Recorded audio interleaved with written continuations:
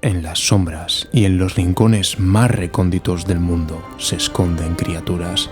Mi nombre es García y he estado observándolas y documentándolas durante buena parte de mi vida y ahora os las vengo a mostrar. Bienvenidos a El Bestiario.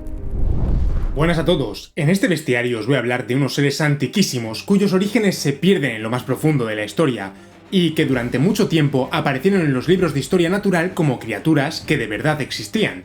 Y bueno, en realidad siguen apareciendo en las enciclopedias de biología y realmente existen, aunque ya poco tienen que ver con el animal mitológico. Hablo ni más ni menos que de los basiliscos, los cuales la mayoría conoceréis, por supuesto, por Harry Potter, donde, como luego veremos, es una serpiente gigante de lo más terrorífica, pero mucho ha cambiado de lo que creían que eran los antiguos egipcios o los griegos a cómo las imaginaban en la Edad Media o cómo las imaginamos nosotros. Y es que, investigando sobre esta criatura, he encontrado un berenjenal del que ni os podéis hacer una idea. Pero para eso en este vídeo os voy a contar todo lo que he descubierto sobre ellas mientras voy ilustrando las historias y leyendas. Esta criatura, como ya he dicho, es una de esas cuyos orígenes se pierden en la historia. Ya los egipcios creían en ella, así como los griegos, e incluso se la menciona hasta 7 veces en la Biblia, que no es poca cosa, ¿eh? Y es que estamos hablando de una de las criaturas mitológicas más famosas que han existido. Hasta tenemos expresiones en el español que se refieren a ella y todo, como por ejemplo, estar hecho un basilisco, en referencia a tener muy mala hostia o tener mirada de basilisco, cuando podrías matar a alguien con tan solo una mirada. Pero antes de entrar en materia con todo eso, voy a haceros una descripción general de la criatura, y hasta en esto ha sido complicado llegar a una conclusión, como luego veréis, porque en cada época se la ha descrito de una manera distinta. Pero os voy a contar cómo se la imaginaban antiguamente, y es la que más sentido tiene para mí. Y es que se la imaginaban como una serpiente pequeña de unos 30 centímetros de longitud máxima con unos cuernos con forma de corona en la cabeza, de color pardo o anaranjado, y a diferencia de otras serpientes no reptaba con todo el cuerpo pegado al suelo, sino que la mitad posterior siempre estaba erguida. Aunque lo más notorio de esta criatura y lo que la convertía en sobrenatural eran sus poderes. Se decía de ellos 1000 cosas, como que podían echar fuego por la boca, que convertían en desierto todo a su paso o que su veneno era tan potente que con solo estar cerca de ellos morías al instante. Pero su habilidad más característica es la de matar con la mirada, la cual se ha mantenido en todas las historias. Y puede que os haya sorprendido la característica de su pequeño tamaño, pero es que resulta que basilisco literalmente significa en latín pequeño rey o reyezuelo, así que sí, se los imaginaban bastante pequeños, y se les llamaba reyes, aparte de por su corona, porque incluso el resto de serpientes huía ante su presencia. Se les creía tan mortíferos que, según contaban, cualquier pájaro que volase por encima de donde un basilisco se encontrase caería fulminado al instante. En Egipto creían que nacían de los huevos del ibis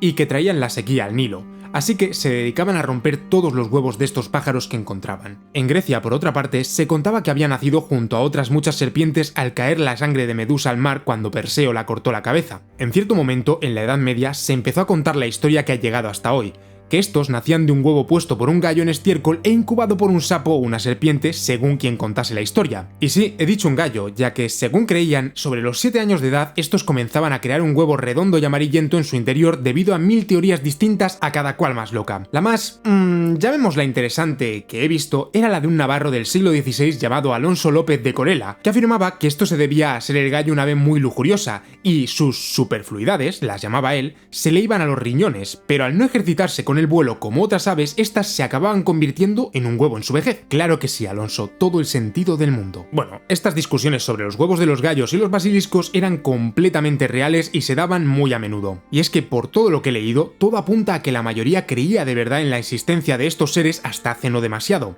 Personas como Da Vinci o Aristóteles llegaron a escribir sobre ellos. Tanto era así que cuando en el siglo XVII un estudioso llamado Feijó afirmó que ningún animal podía matar con su mirada, se armó un pifostio del 15 en el que tuvo que acabar entrando el rey para calmarlo todo. Pero sobre lo del gallo y los huevos resulta que tiene incluso cierto fundamento, y es que al parecer las gallinas pueden sufrir una cosa que es un cambio de sexo espontáneo y acabar pareciendo un gallo e incluso pudiendo fertilizar los huevos de otras gallinas. Por lo tanto, un granjero podía pensar que tenía un gallo, pero en realidad tener una gallina, la cual sí que puede poner huevos aunque estén atrofiados como esos huevos pequeños que describían. Porque si os lo preguntáis, no, los gallos no pueden poner huevos. aunque también parece ser que hay algunos posibles casos de estos cambios de sexo espontáneos en gallos, aunque parecen estar sin confirmar y que son mucho más comunes en las gallinas. Pero bueno, aunque esto de los huevos de gallo puede ser muy curioso, volvamos al basilisco. Y es que muchas cosas han pasado para llegar de una serpiente de 30 centímetros a la que conocemos hoy. Y es que durante la Edad Media se pusieron muy de moda los bestiarios, y bueno, después de unos cuantos todo empezó a degenerar bastante. Cada autor iba añadiendo añadiendo cosas a esta criatura y al final acabó siendo una especie de gallo con rasgos de sapo y de serpiente, de tantos tamaños y formas como autores había. Y esa fue la imagen que durante muchos años tuvo la gente de estos, una criatura con cuerpo y cabeza de serpiente y patas y alas de gallo. Y aquí cabe mencionar a su contraparte, la cocatriz, de la cual ya haré su vídeo propio porque aunque a veces se junte por ser parecidos y estar relacionados, se tratan de criaturas distintas. Y es que si el basilisco nacía del huevo de un gallo incubado por una serpiente, la cocatriz nacía del huevo de una serpiente incubado por un gallo, y tenía cuerpo de gallo y alas y garras de dragón. Y a ambas criaturas las englobaría dentro de las quimeras, ya que no dejan de ser híbridos de varios animales. Pero la cuestión importante es que se las ha mezclado como le ha dado la gana a todos cuantos las han representado, y no es raro encontrarnos basiliscos con rasgos de cocatrices y viceversa. Es más, en realidad no llega a quedar muy claro cuáles son los rasgos de cada una, pero yo he decidido estos por el pasado de serpiente que tiene el basilisco. Y antes de pasar a algunas historias sobre basiliscos, se me olvidaba contaros cuáles eran las formas de matar a estos terroríficos seres. La más utilizada era llevar espejos para que al verse reflejados se muriesen por el propio efecto de su mirada. Y hay infinidad de historias de caballeros con espejos que libraban su país de los basiliscos, incluso he leído alguna de Carlomagno y de Sócrates, o sea, esta criatura estaba al nivel de un dragón en cuanto a heroicidad se refiere, y solo los mejores caballeros podían darle muerte. Jodido Sócrates sobrevive a un par de basiliscos y le mata un poquito de cicuta. A ver si al final una hierbecita va a ser más peligrosa que un basilisco. Y es que se contaba que su veneno era tan potente que cuando un caballero intentó matar a uno montado a caballo con su lanza, una gota de su veneno que tan solo tocó la punta de esta fue suficiente para subir por la lanza de este, matar al caballero e incluso a su caballo. Pero luego, sin embargo, se morían con cosas tan tontas como el canto de un gallo, que era capaz de matarlos, y, por ejemplo, las comadrejas eran su enemigo natural, las cuales eran inmunes a su veneno y se las usaba para cazarlos. Y es que es cierto que las comadrejas son inmunes al veneno de las serpientes y suelen cazarlas. Esto, cuando el basilisco medía 30 centímetros, pues tenía su aquel. Pero en las versiones posteriores se siguió manteniendo esto dando igual el tamaño del basilisco, lo cual nos dejó algunos grabados bastante graciosos. Pero pasando a las historias he encontrado algunas bastante curiosas, como por ejemplo que un papa se enfrentó a un basilisco una vez.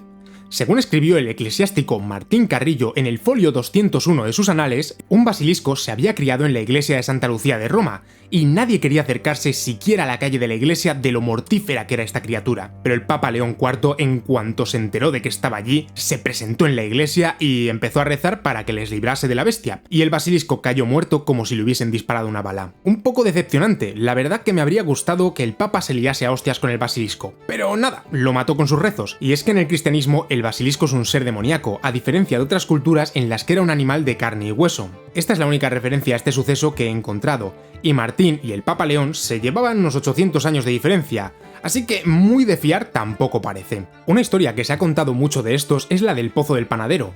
Tiene varias versiones, pero todas concuerdan en que un panadero tenía un pozo del cual toda persona que iba a sacar agua moría fulminado. En algunas se cuenta que un niño baja al pozo para comprobar qué había allí y ve a una bestia con rasgos de sapo, serpiente y gallo. Sube aterrorizado y lo cuenta en casa del panadero, donde deciden cegar el pozo. Pero era tan venenosa la criatura que mató a buena parte de los obreros y también el niño muere de terror a los pocos días. Hay varias versiones de esta historia y resulta que incluso en mi ciudad, Madrid, tenemos una historia sobre pozos y basiliscos. Y es que al parecer en un pozo que había en la calle de los Libreros, la cual está entre Callao y Santo Domingo, había dos basiliscos, porque con uno no era suficiente, ¿no? Es más, antes esta calle se llamaba Calle del Pozo, el cual estaba cegado por la presencia de estos basiliscos, ya que se decía que calcinaban a todo aquel que lo abriese.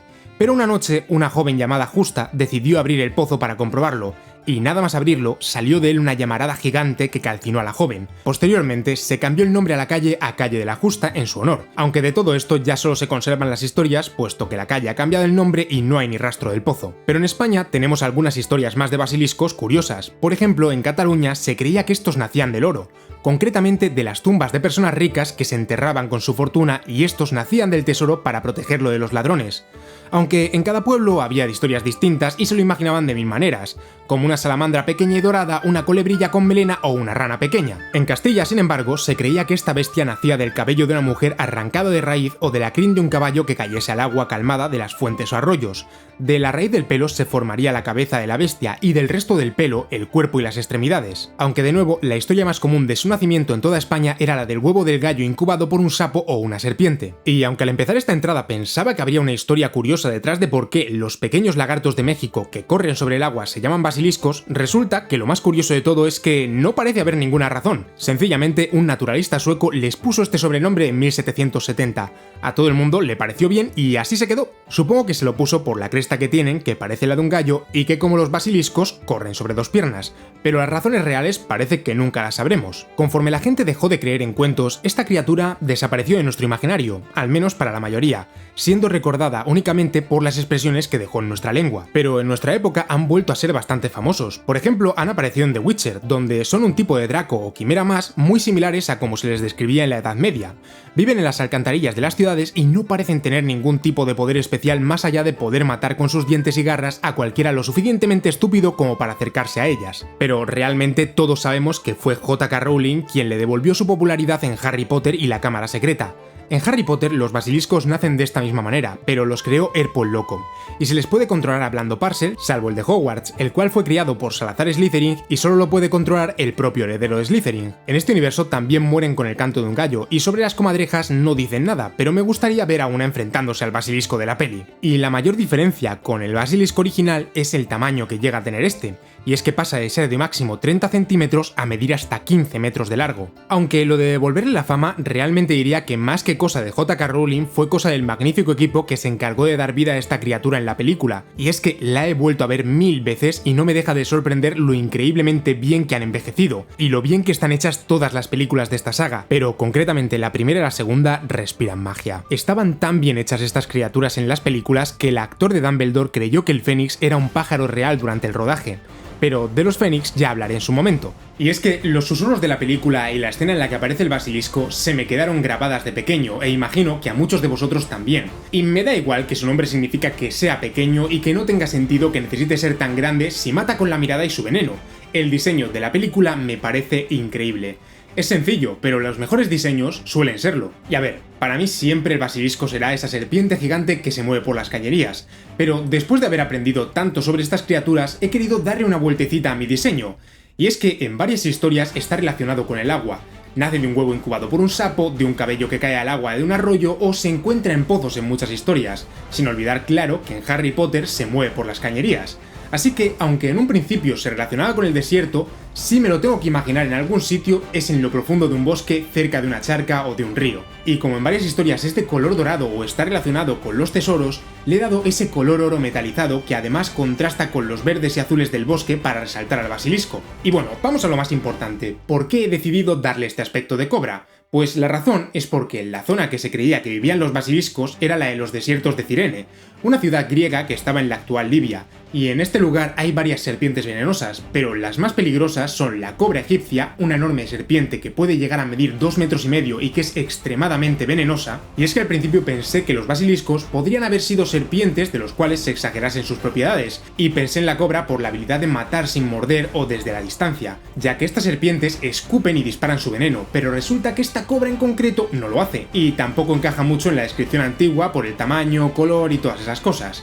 Pero también hay una víbora cornuda que encajaba más en la descripción de los basiliscos antiguos por color, tamaño y forma, pero esta víbora ni es especialmente pequeña ni es tan venenosa como otras. Además, ambas serpientes se conocían ya en la antigüedad y hay menciones de ellas en la misma época que de los basiliscos, por lo que dudo mucho que fuese una confusión, pero aún así quise coger rasgos de ambas para hacerme basilisco para recordar de dónde viene, así que le hice con forma de cobra ya que me parece un animal muy amenazante, pero con ciertos rasgos de la víbora cornuda, como los cuernos en las cejas, el color y la forma de la pupila alargada que es característica de las víboras. Y me parece que le da una mirada mucho más penetrante. También le puse cuernos y placas en forma de corona, porque aunque ya no sea pequeño, me gusta eso de que sea el rey. Además, me da un poco de aspecto de lagarto armadillo, el cual la verdad es que me encanta. Por último, le puse una aleta dorsal ya que, como me la imagino medio acuática, pensé que le vendría bien para nadar. Básicamente esa es la razón. Y para la escena hice varios bocetos, pero al final me quedé con esta composición en la que miramos al basilisco entre los árboles mientras este sale del agua, se da cuenta de que le estamos mirando y se gira para mirarnos. Además, he metido el detallito de que sigue viviendo en la charca con su madre, la cual le mira orgullosa desde las raíces de un tronco. Es un detallito tonto, pero me hace gracia. Y bueno, contadme qué os parece esta versión del basilisco en los comentarios. Sé que no es el típico y que sencillamente no se puede competir con el de Harry Potter, pero he querido darle otro rollo y la verdad que estoy bastante contento con el resultado. Y si te gusta esta ilustración, puedes hacerte con una lámina de esta y del resto de criaturas del bestiario y otras de mis ilustraciones en mi tienda online. O si por el contrario te interesa más cómo he hecho esta ilustración, en mi nuevo curso explico qué proceso y técnicas uso para hacer este mismo tipo de ilustraciones. Todo perfectamente explicado durante casi 3 horas de curso por solo 20 euros. Tenéis links a las láminas y al curso en la descripción. Muchas gracias por ver el vídeo y espero que te haya gustado. No te olvides de dejar un like que me ayuda a llegar a mucha más gente y puedes suscribirte y activar la campanita para estar al tanto de mis próximos vídeos. Un saludo y nos vemos en el próximo vídeo.